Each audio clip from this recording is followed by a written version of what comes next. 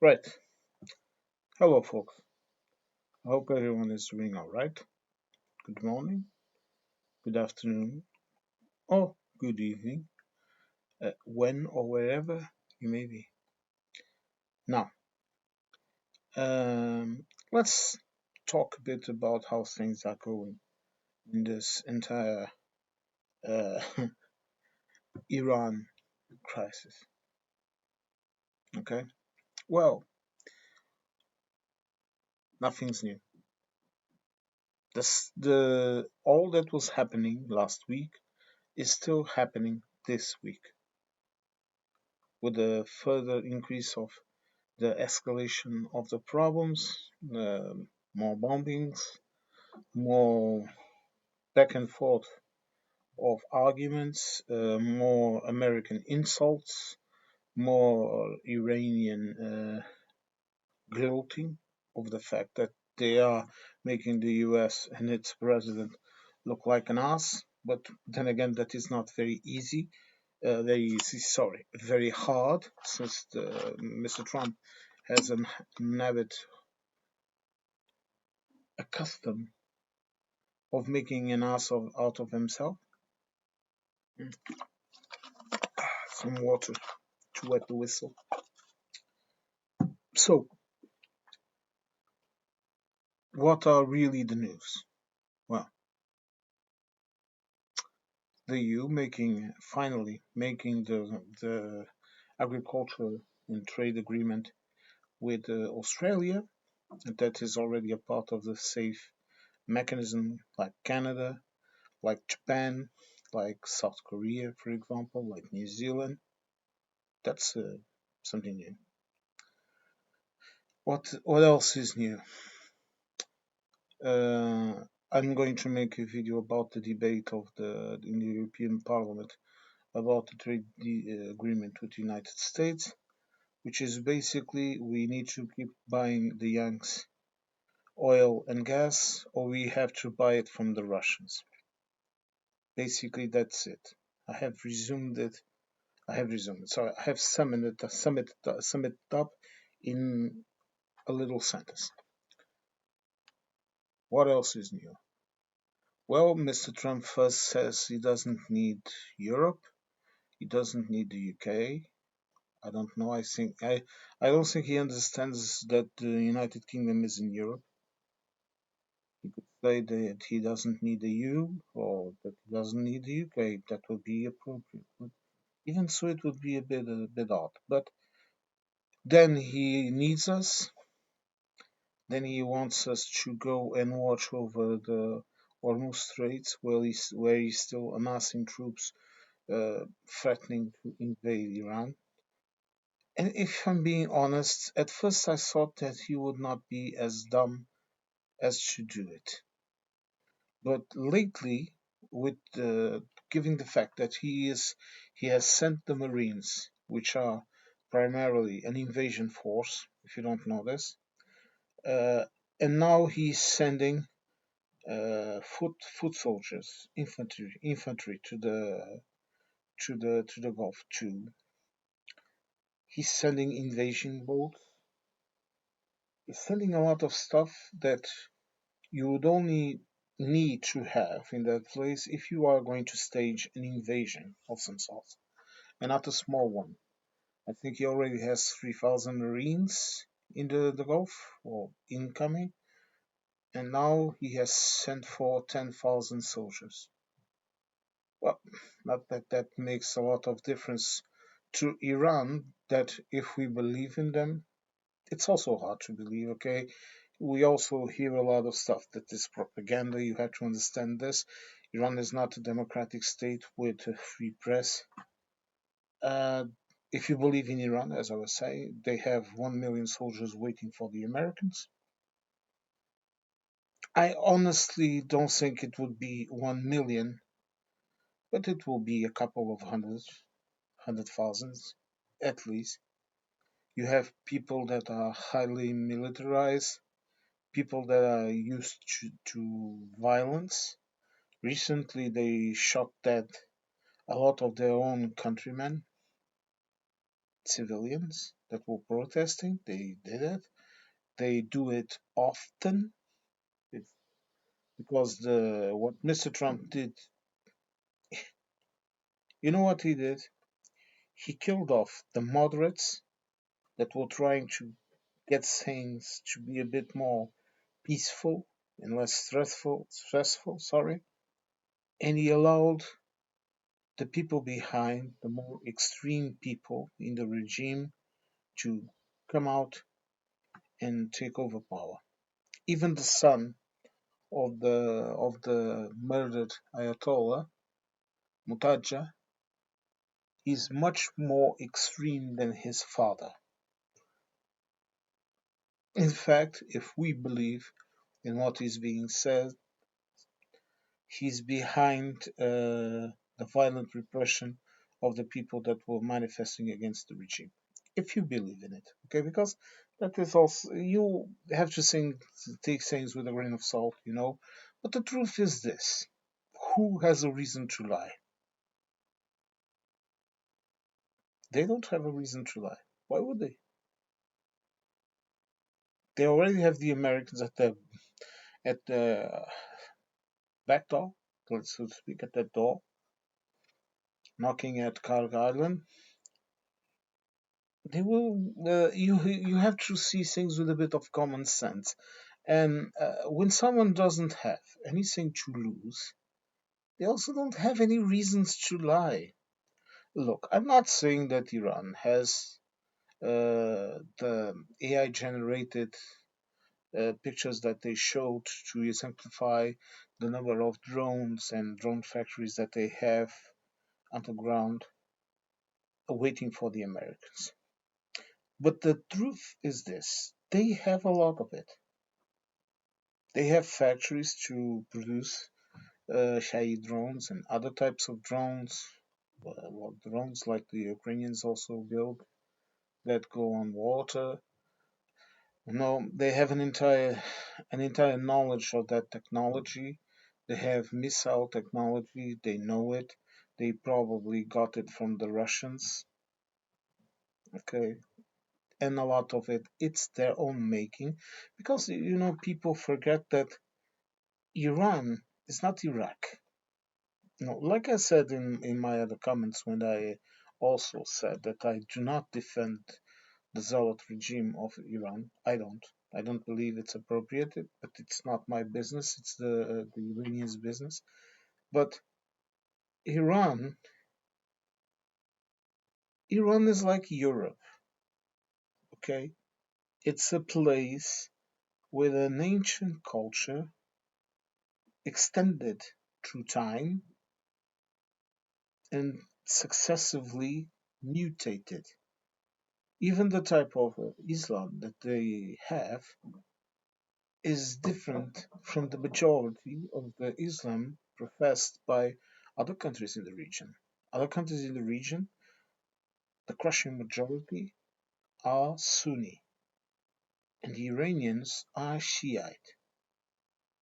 And I don't even see, I barely see some foreign news outlets speaking about that fundamental difference. You know, I'm not Muslim. I was raised, as I have told you often, I was raised Catholic and pagan German, but I have always have had, sorry, um, an interest in religions. I like to understand it. I like to know about them. I like to know, for example, about the Sikhs, about the Buddhists. Zen Buddhism is a big part of my way of thinking. Maybe because of my early years learning Chinese martial arts that I did when I was a kid with my teacher, who was from Macau, was half Chinese or Cantonese, if you prefer. So it's a part of my life. It's a part of the way that I think, and I understand. I understand the difference between a Sunni Muslim and a Shiite Muslim. I also understand that both of them can be moderate. Okay, it both even if you don't understand this, Islam can be a moderate religion. Okay, so the things that we associate with Islam, like women without any kind of voice, power or voice, and covered women, and all of that, that is not at all Islam. Islam is a doctrine of religion that has a lot of contradictions, just like Christianity, okay? And they are still in a phase, how can I say, most of them, because I also do not feel comfortable generalizing things and generalizing people. Maybe because I have known people that were Muslims and that were absolutely normal people, okay, with no religious madness or whatever. They had a set of principles of things that were a bit different from mine, but they were not abysmally different. They were just different, nothing more. I don't feel comfortable, but I think there is still a lot of invasion of religion into society, into science, into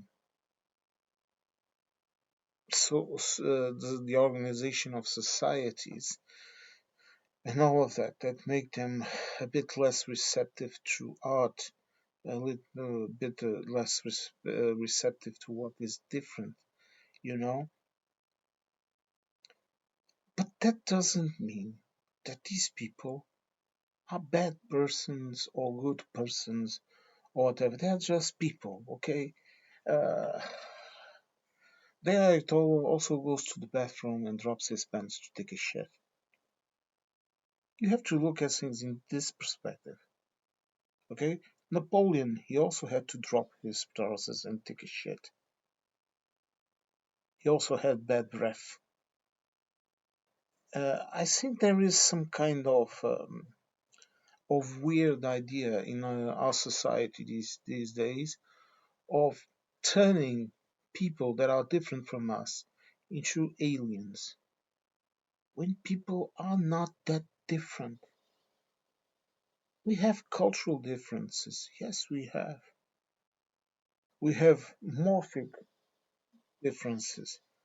Yes, we have. It has to do with our genetic background. It has to do to the place where we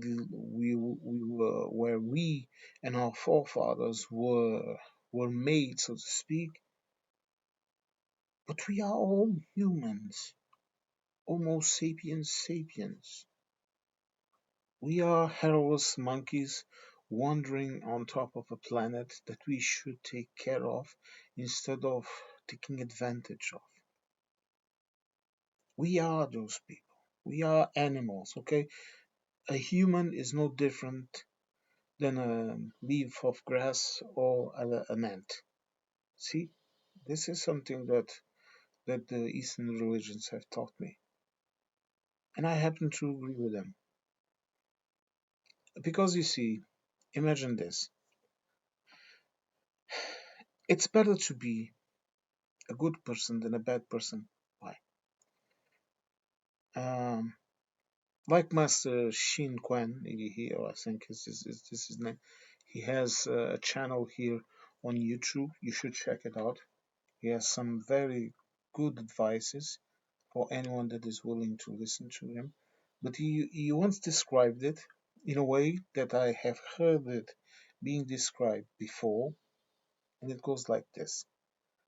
Imagine that you are in a room with other people.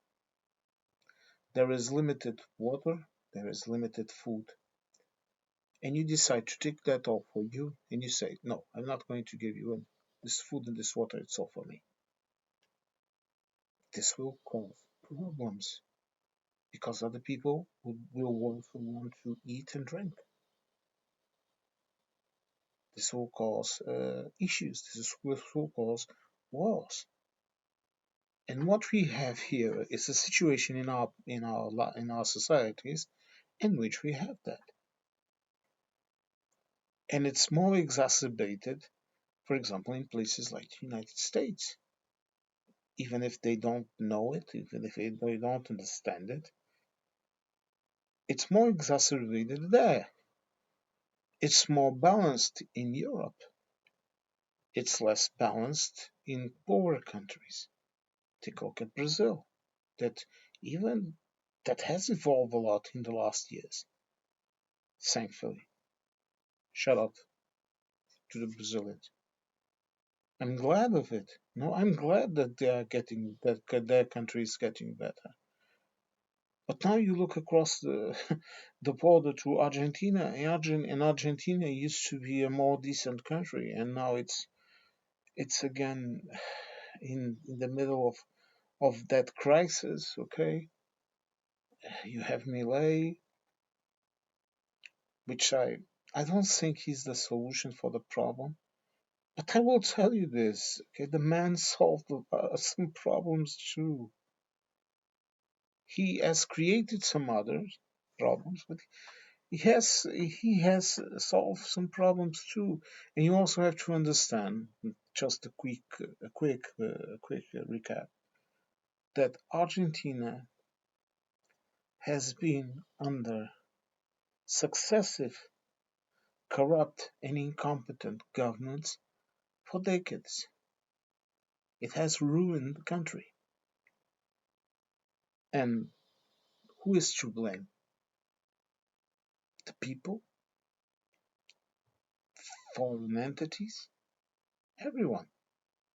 But the fact is, you cannot look at Millet as some kind of isolated event that suddenly happened. It's the same thing here in Portugal. Number one, let me just put this into perspective here too, and then we'll move on to the Strait of Ormuz and Trump and what is happening and all of that. But let me just make a quick break here and tell you this. Is there far right in Portugal? Yes. Are some people of the far right in the party called Chega? Yes.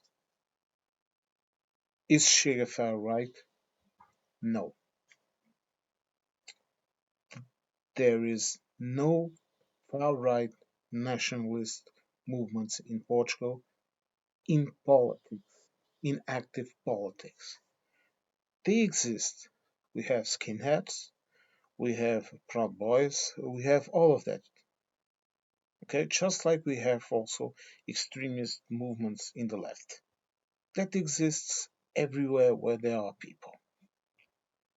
Okay, even Asia has their own version, even Africa has their own version.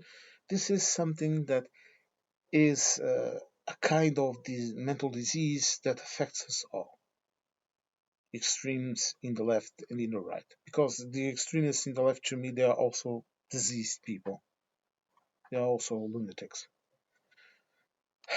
The Portuguese constitution, just like the German constitution, it bans completely the existence of parties and governments of fascist nature, and in that sense, all authoritarian regimes. Our own constitution bans it. So, if a party or a person presents themselves to the elections as an extreme far right party, they cannot be eligible to vote to be voted upon. They won't even be in the ballots. And if they get into government and try to implement those measures, even with a majority, the Constitutional Tribunal will not let them impose laws that go against the Constitution and the rights inscribed in the Constitution.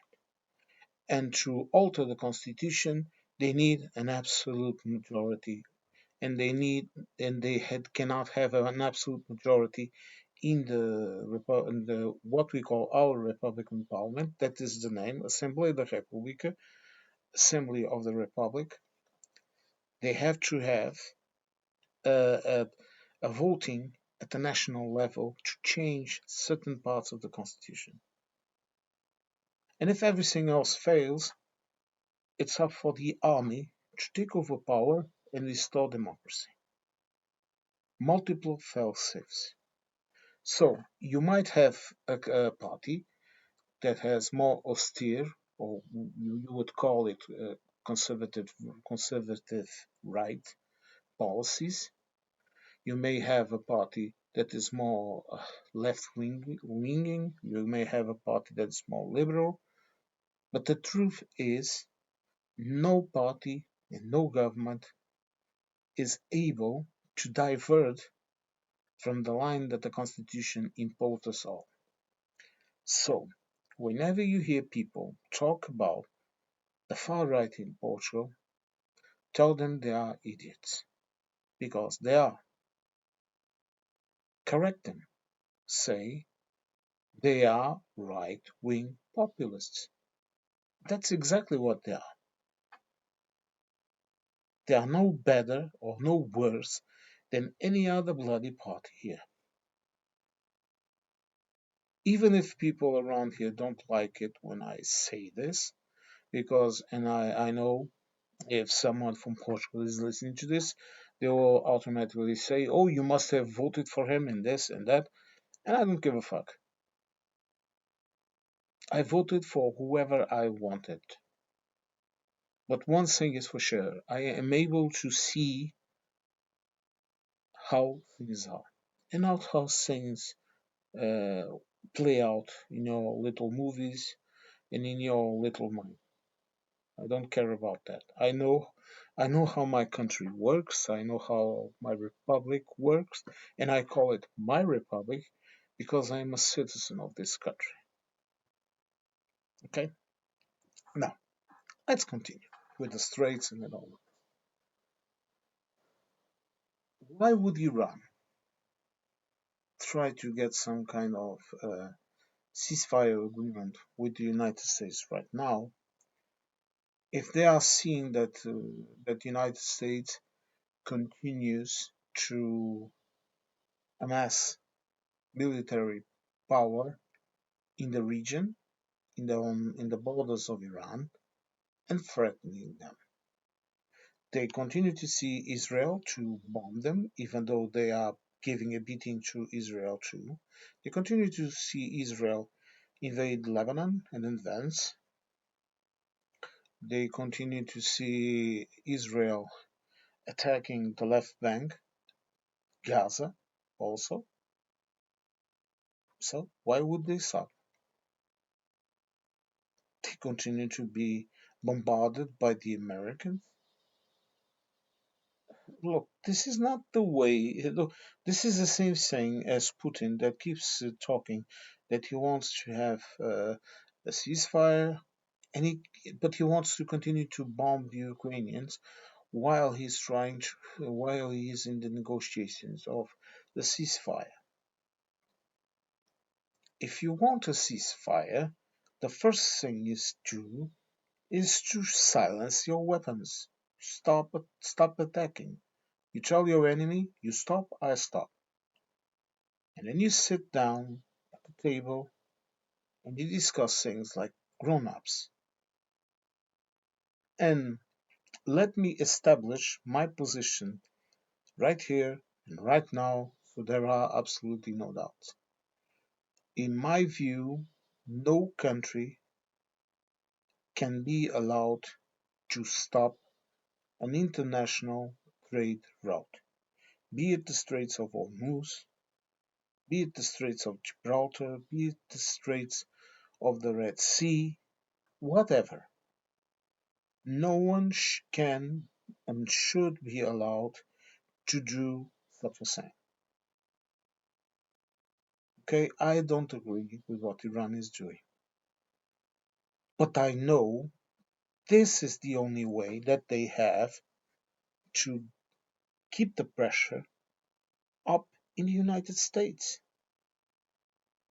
Look, you kick someone that is smaller than you, and that person is going to kick you in the knees.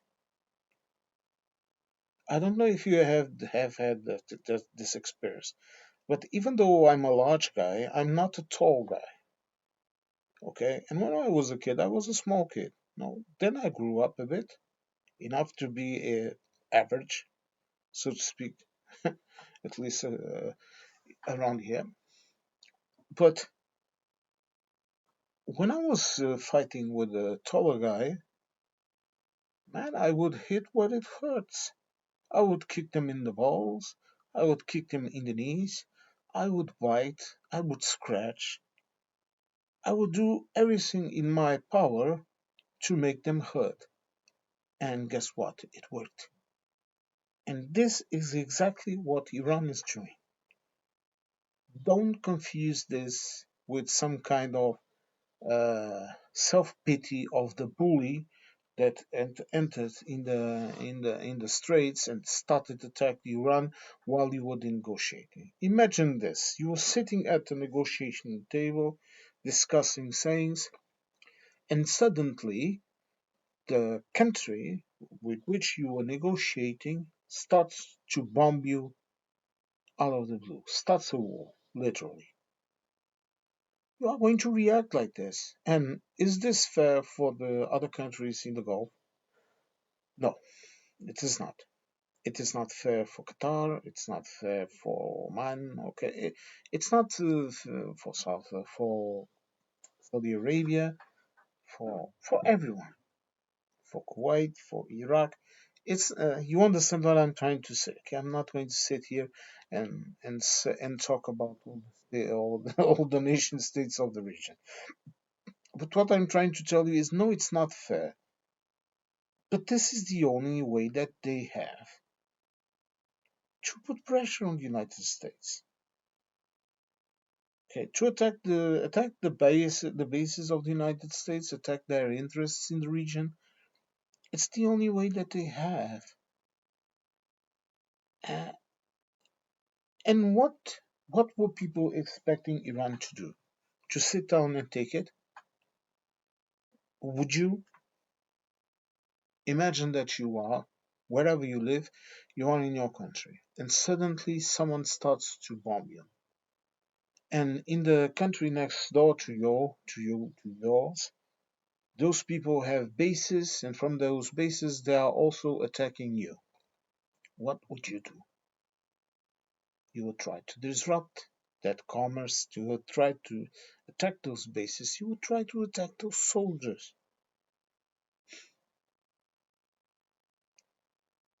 People, look, I don't know how people can be so judgmental with others when we know perfectly well that they are reacting as they can. And again, going back to the beginning of when I started to speak about my opinion on this blockage of the Ormuz Straits, is their attitude correct? No, but it's the attitude that they could have. And I'm saying this, okay, regardless of any kind of opinions or ideas about the government and about the people, and if they are good guys or bad guys or whatever. I'm being logic. You know, Iran did what it could do. And the most worrying thing in the middle of all this is this. Every military, political, economical analyst knew that if you attack Iran, they would disrupt the trade flow in the Strait of Ormuz however they could. Everyone knew this. They knew this in the United States. They knew this in Saudi Arabia. They knew this in Qatar. Okay, they knew this all over the region. And they also know, what it seems like, that it was Israel that dragged the United States into this little operation. You go on YouTube, you will see a video where they show how many times Benjamin Netanyahu has been trying to start a war with Iran. You will see it right now with the right-wing press of Israel trying to say this. Oh, we are protecting Europe too, and you are not helping us.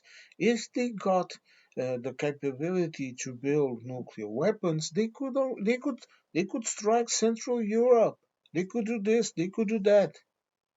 And you want to know what was my first idea in the middle of all this? Israel has nuclear bombs. And from what I'm seeing Israel doing to the Palestinians, doing to the Lebanese, to the Syrians, to everyone, to the Iranians, I happen to think that Israel with a nuclear weapon is a bloody danger. We should be more worried about Israel than Iran, to be frank. Are Iran to be completely trusted? Of course not. I've told you from the beginning that it's a theocracy. It's a government that works at a completely different level than a normal government in Europe, for example. Not just Europe, okay? But in the world, it doesn't work in a normal way. A theocratic society can never work correctly because you are basing your government system in religion and emotions. You are not basing them in logic, in secular thinking. But there are no more, and let me tell you this: you want to know, and I have spoken about this in the other videos that I made about this subject. The first clue that tells us Iran does not have a nuclear weapon, or that it was not developing a nuclear weapon, is the fact that Israel and the United States attacked Iran. Because this is their war. This is not the war of Europe. This, regardless of what Israel and the United States say, this is not the war of NATO. This is not the war of anyone else except Trump, Benjamin Netanyahu, and Iran. This is their war. For many reasons, and I've talked about it, Benjamin Netanyahu, he has he has court cases waiting for him. He has corruption investigations waiting for him. He has a lot of stuff waiting for him in Israeli courts. Trump has the Epstein files. He has a ruined economy. He has a complete breakdown and destruction of the American economic boom that is turning to the economic okay. They have a lot of problems to distract people from. And you believe me, people like them will go into wars to distract you from that, to distract you from their own incompetence. Now you have Israel, they already pushed into southern Lebanon because that was their plan. And if you go and look into their plans, they even want to conquer parts of Syria. And this is complete lunacy. But for now, I really don't care about Israel. You know what? What we should do about Israel? We should cut them off.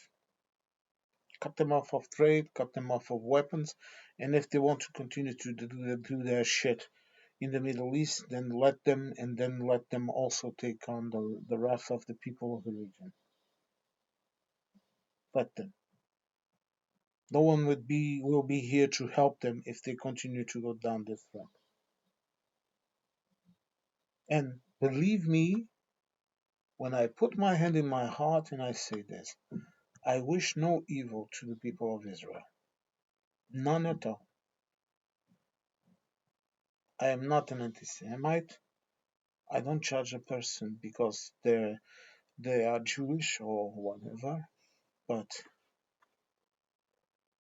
you are signing you are signing the death sentences of the future people in Israel with all of this. Instead of trying to mend wounds, you are opening up new wounds. You are killing people. And you are going to tell me, but Ron, I'm not doing this. I'm not even in the army. I don't support Netanyahu. I don't do anything. You are Israelite. We represent our countries. Just like the Americans that complain that they are not MAGA, they did not do anything of this, they did not insult Europe, they did not invade Iran, they did not did anything of the sort, that they have nothing to do with us. They're Americans. You have to accept your responsibilities. I have accepted my responsibilities. Imagine this. I'm Portuguese and part German, and I accept the responsibilities of my German side, for example, even though when they came here, when the last person of my family that came here, that was, I believe, the mother of my grandfather, when she came here to Portugal, she was the last person that was born in the fatherland. Okay, Germany had been barely formed, so to speak, in the 18th century. Still, I have to accept responsibility for the cultural and historical, how will I call it, karma, let's call it like this, of that side of the family. Just like I have to accept the shit of my Portuguese side. Just like you that are listening to me have to accept the shit from your own, your own ethnic background or cultural or national background, whatever you want to call it. We all have to accept it.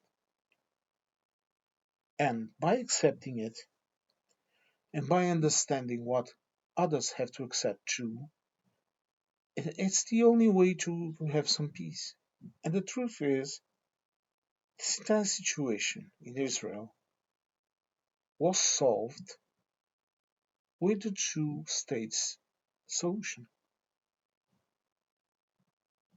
It was solved. It was not perfect, but it was solved. And I know the terrorist attacks that led to this savagery in Gaza. But the truth is, these situations have been happening since 1946. Pogroms. The Jewish military are literally having large-scale pogroms in regions, controlling population by murdering a couple of them, by destroying their houses, by making their conditions impossible to live, by forcing them to move so they can occupy that land for themselves. And people are not talking about this. And if you try to say anything about this, you are going to be branded an anti Semite. And again, I'm not one. Honestly, and without having any kind, I also have my religious beliefs, so I will say this, but it's a way for you to understand what I'm trying to tell you. I don't give a fuck who your imaginary little friend is. You worship. I don't care about that. If you are being an asshole, and you are Jewish and you are being an asshole, then you are being an asshole. Or a schmuck, like the Jewish people say. If you are a schmuck, you're a schmuck. And is this so hard for people to understand?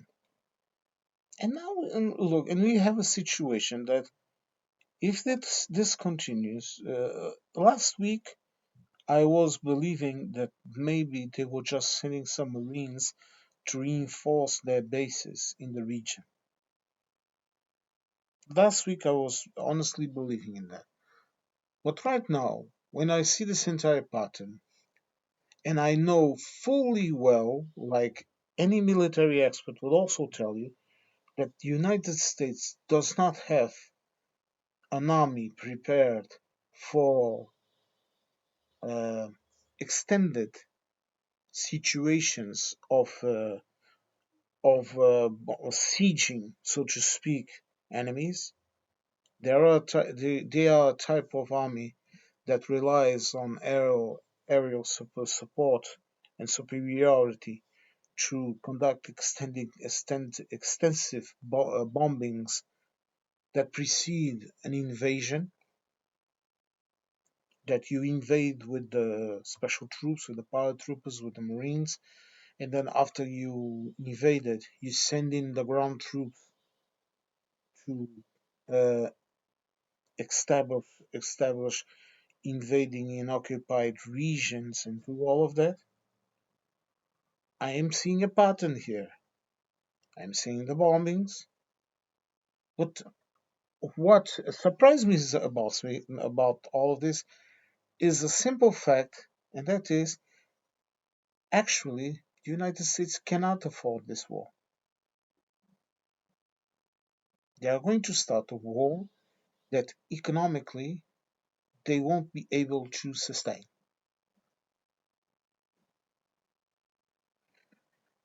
And Iran won't go silently into the night. It will be a nightmare to dominate that country. You won't be able to do it quickly.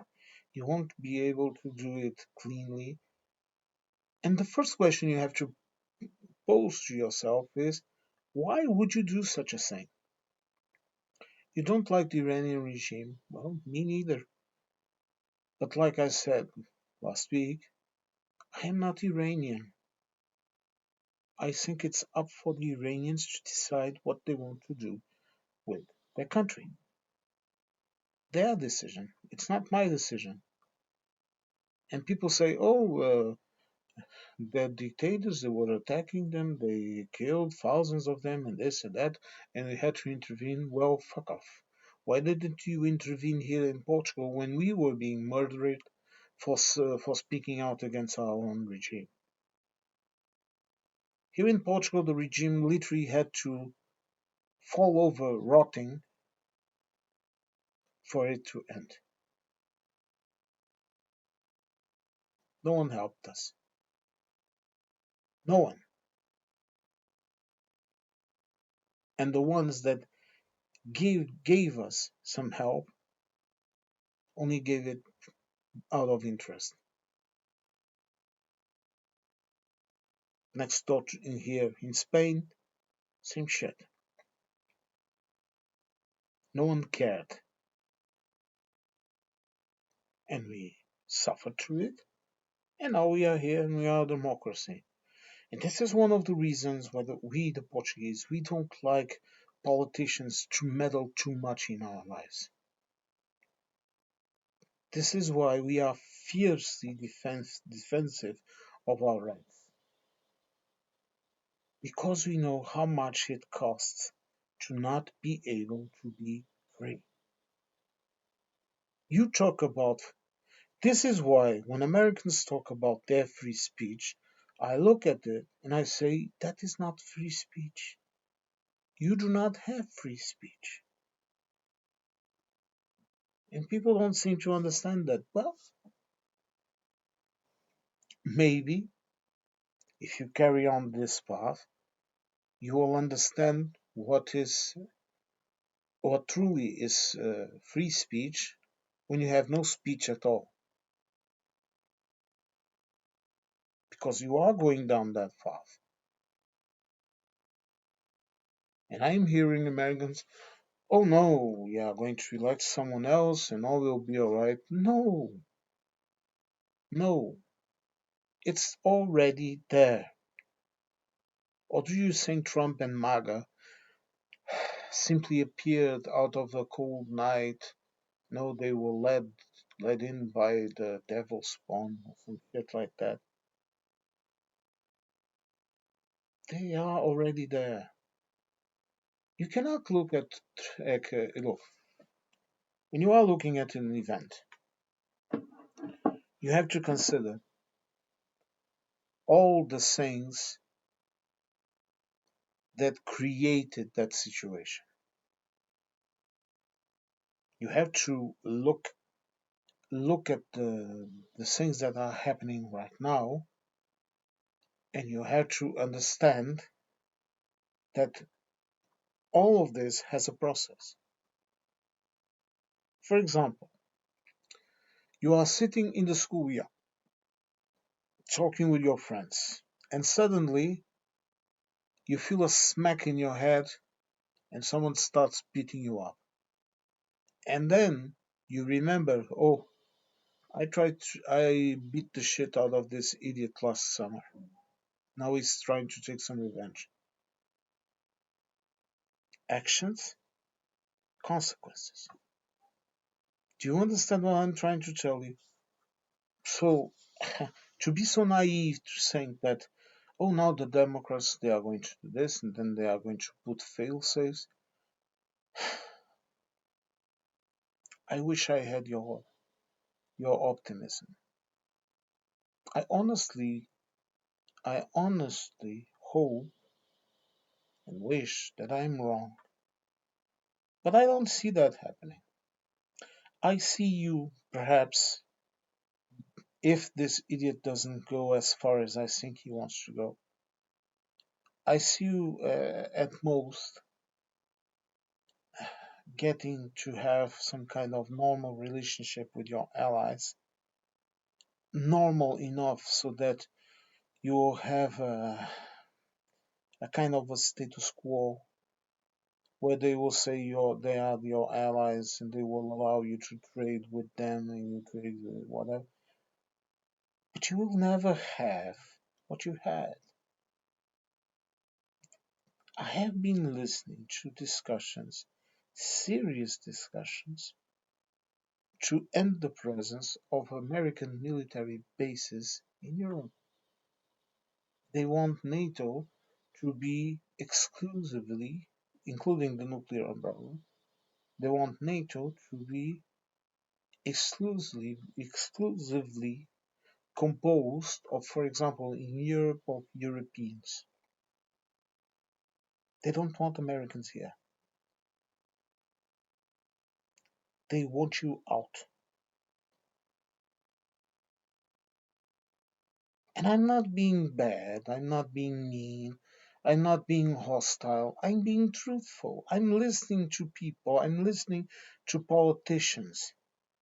Right now, your little president apparently is trying to ship his little murdering drones through our base in the middle of the Azores. And that goes against the agreement that he has with my government. And can he do it? Well, he can force it. He might even get away with it for a while. But the consequences of this will be your presence there will end. It will end. And if you're, what can you do? We can do a lot of things. We can do a lot of things. Remember this. We are not Venezuela. Europe is not Venezuela. And if when we take a decision of doing this, it will not just be us saying it. It will be Spain, it will be France, it will be Germany, it will be the UK. You want to know how long we have a military alliance with the UK? And despite treasons and issues over the years, let me tell you this, that alliance is still ongoing. It's the oldest in Europe and one of the oldest in the world. But you, Americans, you ignore all of that.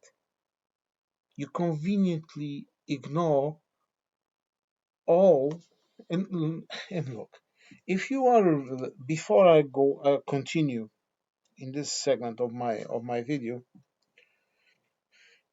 I will repeat this again.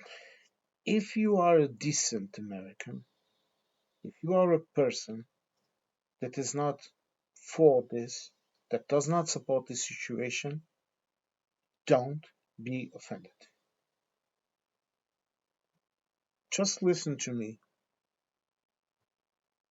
and don't be offended. Don't mix your emotions in the middle of this because this is not a personal attack on you. This is an attack on your country. A question, not even an attack. But what I'm trying to say is that Americans, they are unable to see more than their own particular way of viewing things. This does not mean they are stupid. Some of you are, of course. There are stupid people here too. This simply means that your thinking pattern does not allow you to see the grand scheme of things. If you live in Europe, where you have a plural existence, meaning Portugal, when it takes decisions, has to take into account the rest of Europe, and vice versa. Everyone has to take decisions that are inside of our agreements, of our decisions that we have taken as a group, as a collective in the EU, the agreements that we have amongst us. For example, Portugal and Spain, we defend our waters in common. We perform anti-migration and anti-drugs and smuggling and all of that, and anti-Russian against the Russian incursions in our waters. We do it together. Okay, we warn each other. We send in means to protect ourselves. Okay, when the floodings happened right next door in Spain, Portugal sent in her aid immediately, and vice versa. Okay, and we are constantly arguing amongst each other. Okay, but when the shit hits the fan, we all get together. And I'm not saying this as some kind of happy feeling. No, I'm saying this from a logic point of view because it makes sense. And Americans don't even see Europe like that. If you talk to an American, for them, Europe is what? Maybe Madrid, Paris, and London. Oh, and perhaps one city in Germany. When they say, I'm going to Europe, the very fact that they say that gives them immediately a veil of idiocy. I don't say that I haven't done it in a long time. But when I went to Morocco, I didn't say I was going to North Africa. I didn't say I'm going to North Africa. I'm going to Africa. No, I said I'm going to Morocco, or I'm going to this city, or this region, or that region. Hmm? You understand When I go to Spain, I say, well, I'm going to Spain.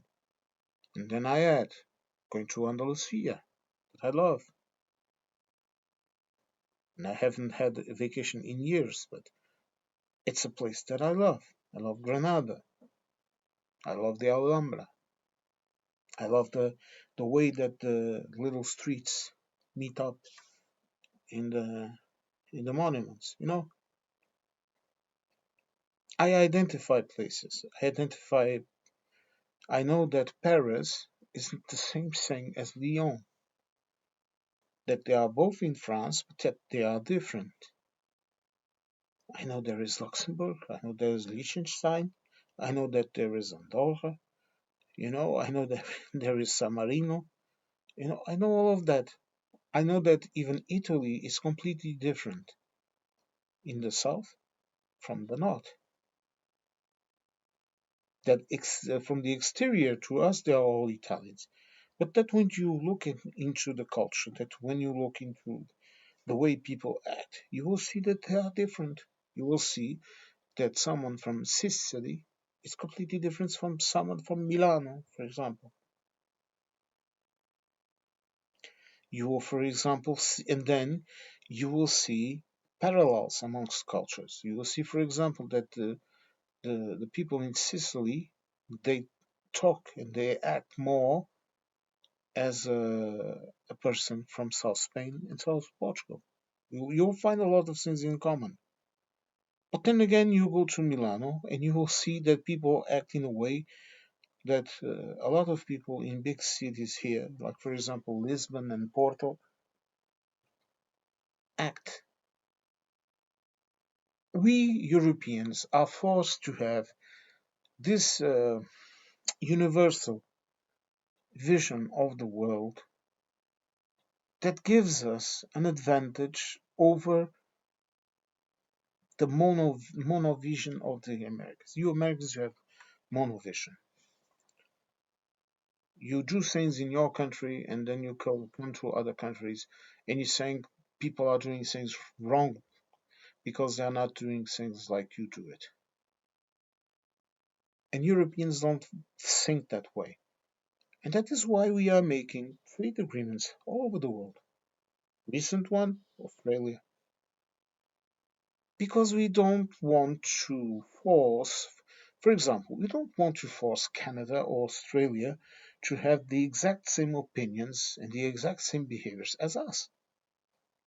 We don't want that. We don't need that.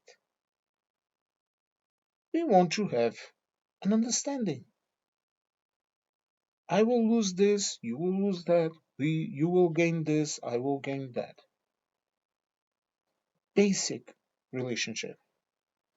And Americans, they look at the rest of the country. Well, Europe is like some kind of Disney World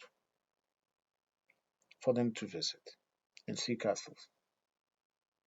I don't know what is the fascination with castles. I've seen them my entire life. I was even drunk in a castle.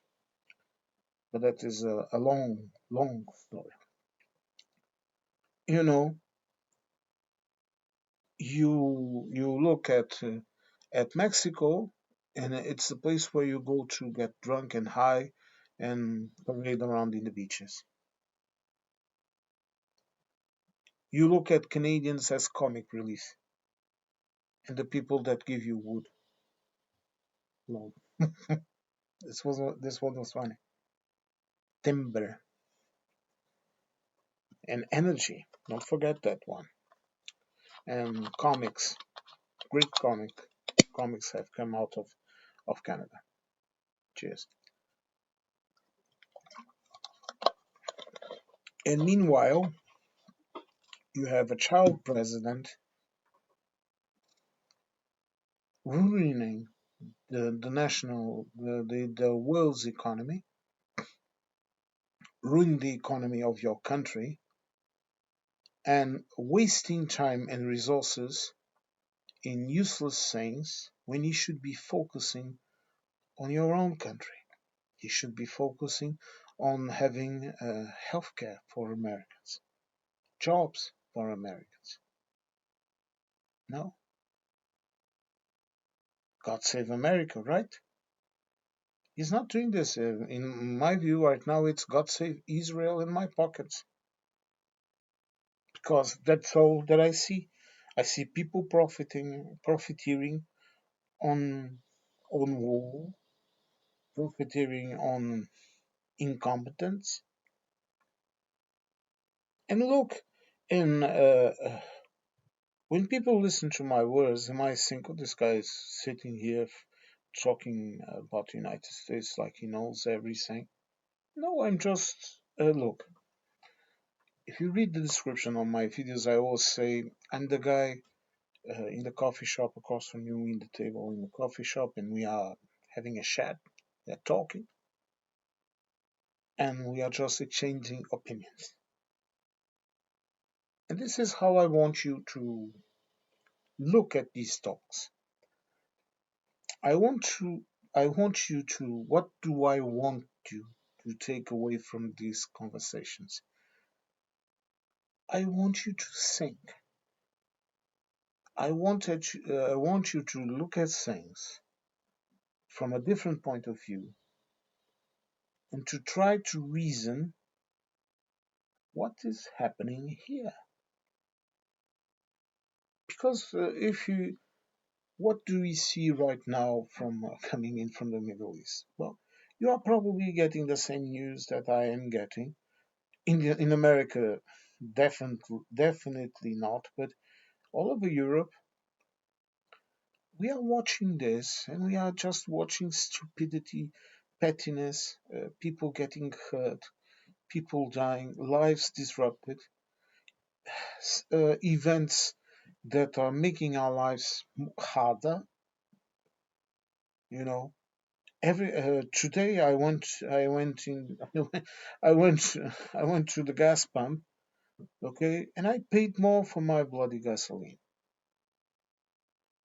Not excessively more, but more, and it will get more and more expensive over time. No, to be honest, and I'm being completely honest with you. Okay, I already have my bicycle out. Okay, so that I am going to clean it and put it tip top and ready to go. And I also know the schedule of the bus to go to work, even if it will be uh, more complicated for me in terms of time and of doing things that I have to do. Because, like everyone, I have a reason for driving to work every day. It's not a selfish reason. I'm not going to talk about it, but I simply have to do it this way, although I have a bus. But I'm looking at every options because look, when cuts are needed, when if it comes to a situation where I will need to cut certain things from my life, I will. This is another thing that Americans lack the capability of. Unless you are someone from the lower ends of society, okay, unless you are and I'm going to make this one is a funny parallelism. Unless you are a hillbilly or a black person from the projects or some shit like that, okay, you really don't know how to live without live in poverty. Let's be honest with it, okay. I consider myself lucky. I don't uh, quoting grandpa. Europeans see money as a tool. Americans see money as a purpose. This is the fundamental difference between us. We see it as a tool. You see it as a purpose. And that is a very wrong way of thinking about things. Look, I'm not saying that you cannot ambition to be wealthy, to have a good house, to have a good job. No, it's perfectly natural to have those ambitions. But the problem here is when it becomes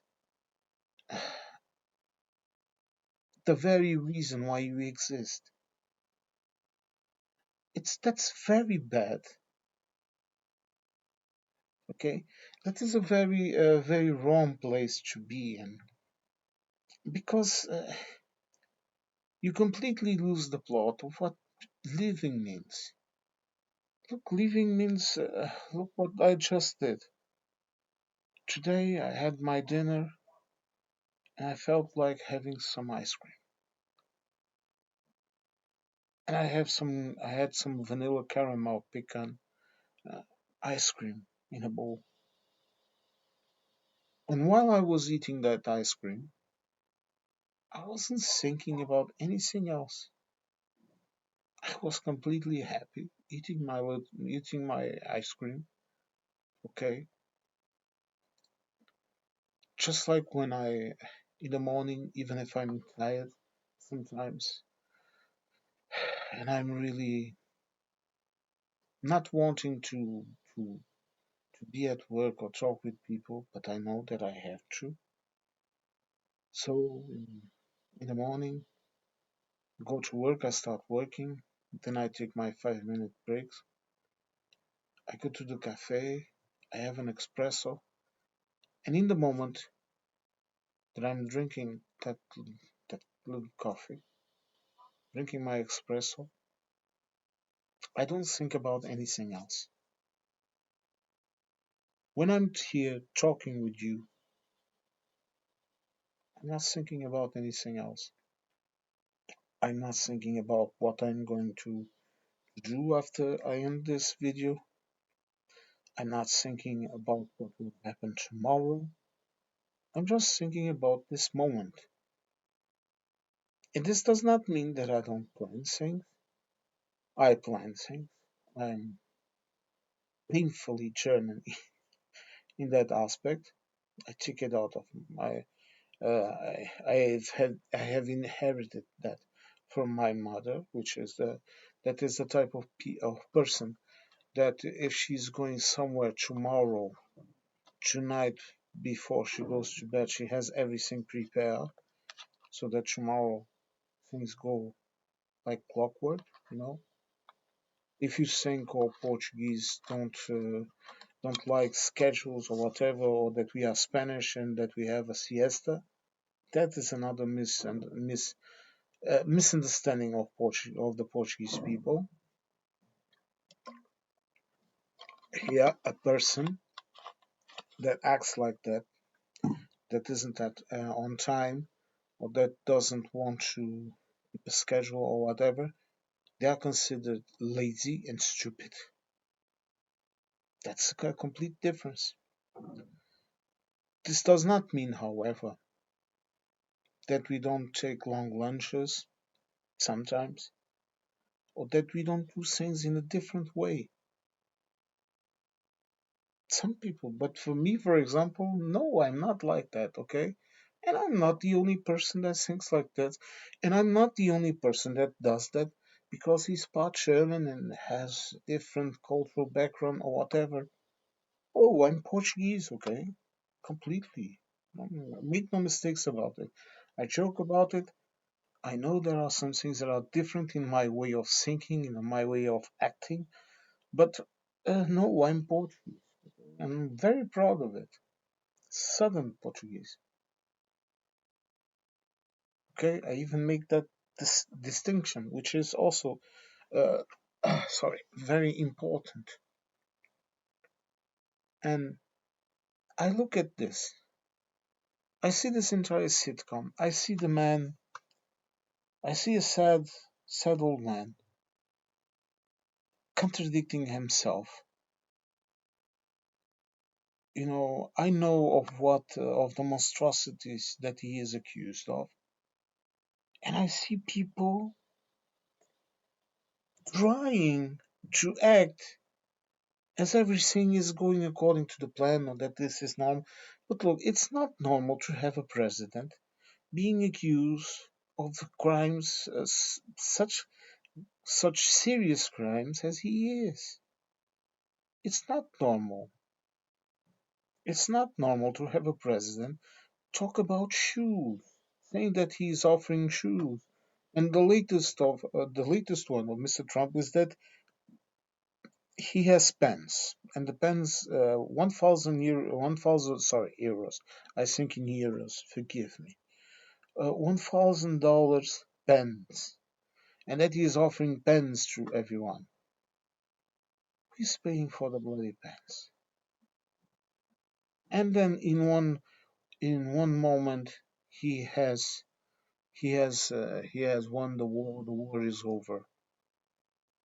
Then he gives them a 5 days ultimatum. Then he gives them a 10 years 10 years, sorry, yes, 10 years probably, a 10 days ultimatum. And then France has sent ships into the Straits. When France says, "No, we haven't. What the hell are you talking about?" And then you have Iran talking and say, "What? We are not negotiating the peace. We are not negotiating bloody nothing." Okay, uh, the man writes these idiotic big texts that have no meaning. He offends people like, I think his name was Muller, right? The guy that died. I'm sorry, I don't recall the name of the gentleman. When the guy is was a war hero, and then he starts to offend Biden, and then Obama, and then the Clintons, and then he goes back and he praises them, and then he praises a man that has put an auto pen picture in place of Mr. Biden, a man that has destroyed half of the White House and painted it gold like some kind of cheap Hungarian bordello. A man that sits there promoting, that sends his wife for all official meetings instead of him. A wife that has made some kind of a movie. His children profiteering on all of this. His friends profiteering in all of this. Him profiteering in all of this. And Americans look at this situation and say, oh, if we can win the midterms and we can do this and we can do that. Are you crazy? You cannot. Day one, when this president started this shit, would have to call him out. And I'm not saying you need to be violent. Just fill the bloody streets with bodies. You understand? Manifest. Go out into the streets. Stop the bloody country. Day one, when they started these ice raids, if you all collectively had came out into the streets and started to make this shit stop, and considering that a lot of you have weapons, do you think these people would not back out? Look, you cannot reason with stupid. And this is why, in the beginning of the video, I told you that Trump is just a symptom of the disease. He will still be there. He will still be there, my friends. And well, here I am. I've been chattering for an hour. Uh, but I needed to get all of this out of my chest. I needed to have this talk, have this talk with you. And man, I wish I could give you hope. I wish I could tell you that everything is going to be all right. But right now shit is so much up in the air that I really cannot reason this. Because on one look, this Iran situation, you have the United States that cannot afford this war, but yet they are still amassing military forces in the Gulf as if they are going to invade. If they indeed invade that island, number one, I don't know if they will even be able to take it.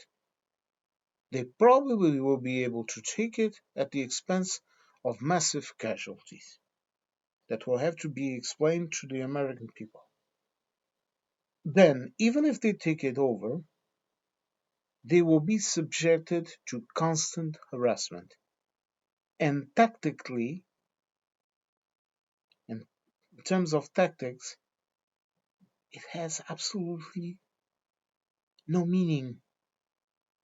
What, you are going to create a port and a base in that island? Do you see what the Iranians are doing to your bases in the rest of the Middle East? Do you think building a base closer to them won't make it even worse? Military, this makes no sense. And then I hear the maga say, "Oh, this is the art of the deal. He's doing this so that he can get this and that." Get what? I think one of he's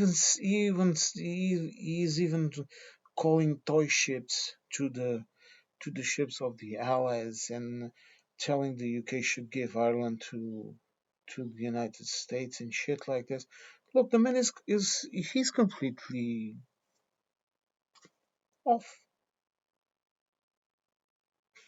Man. Well, this has gone long enough. I wish I could give you a happy conclusion to my reasoning, but I'm afraid today it was just me ranting away. Sorry.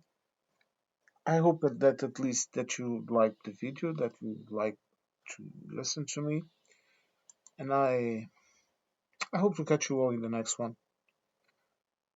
Stay safe, especially if you are in the United States. Man, I wish you the best of luck, folks. I hope to catch you all in the next one. Stay safe, be safe. This is something that I keep repeating, but it has a meaning in my culture. Um, to be safe, ficar bem, to be alright.